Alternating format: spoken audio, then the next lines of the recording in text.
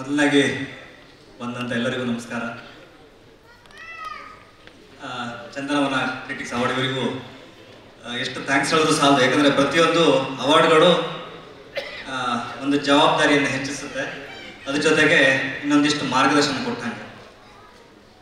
Especially ಬೈರತ್ರಾಣಗಲ್ ಶಿವಣ್ಣಗೆ ಎಷ್ಟು thanks ಹೇಳೋದು ಸಾಲದು.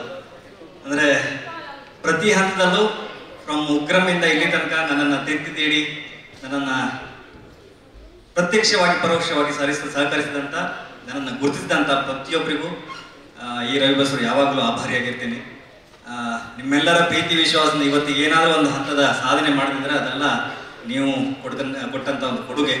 ನೀವು ನಮ್ಮನ್ನು ಎಲ್ಲೋ ಇಟ್ಕೊಂಡು ಗುರುತಿಸೋದಕ್ಕೋಸ್ಕರ ಇವತ್ತು ಈ ಮಟ್ಟಕ್ಕೆ ಭಗವಂತನ ಆಶೀರ್ವಾದದಿಂದ ನಿಂತಿದ್ದೀನಿ.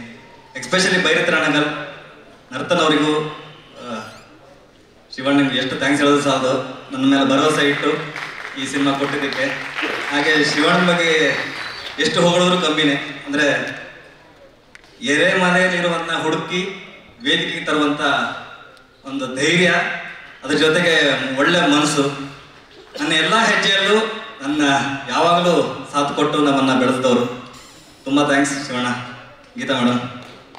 ಸೊ ಹಾಗೆ ಕನ್ನಡ ಇಂಡಸ್ಟ್ರಿ ಬಗ್ಗೆ ಖುಷಿ ಏನಂದರೆ ಎಲ್ಲ ಇಂಡಸ್ಟ್ರಿಗಳನ್ನ ಸುತ್ತಿ ಬಂದವಾಗ ಅವಕಾಶಕ್ಕೆ ಕನ್ನಡ ಇಂಡಸ್ಟ್ರಿ ಅಷ್ಟು ದೊಡ್ಡ ಅವಕಾಶ ಇನ್ನೆಲ್ಲೂ ಸಿಗ್ಲಿಕ್ಕಿಲ್ಲ. ಯಾಕಂದರೆ ಎಲ್ಲ ಪ್ರತಿಭೆಗಳಿಗೂ ಒಂದು ಓಪನ್ ಸ್ಟೇಜ್ ಅಂತ ಹೇಳ್ಬೋದು. ಯಾರು ಯಾವ ರೀತಿಯ ಪ್ರಯತ್ನಗಳನ್ನು ಬೇಕಾದರೆ ಇಲ್ಲಿ ಮಾಡಬಹುದು.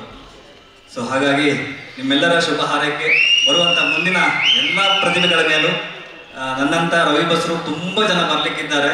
ಅವರೆಲ್ಲರಿಗೂ ನಿಮ್ಮ ಬೆಳಕು ಬೀಳಲಿ. ಭಗವಂತ ಎಲ್ಲರಿಗೂ ಒಳ್ಳೇದು ಮಾಡಲಿ. ಎಷ್ಟು ಒಳ್ಳೇದು ಮಾಡಲಿ ಅಂದರೆ ಇನ್ನೊಬ್ಬರ ಬಗ್ಗೆ ಕೆಟ್ಟದ್ದು ಆಲೋಚನೆ ಮಾಡಲಿಕ್ಕೆ ನಮ್ಗೆ ಯಾರಿಗೂ ಸಮಯ ಸಿಗಲಿ. ಧನ್ಯವಾದ.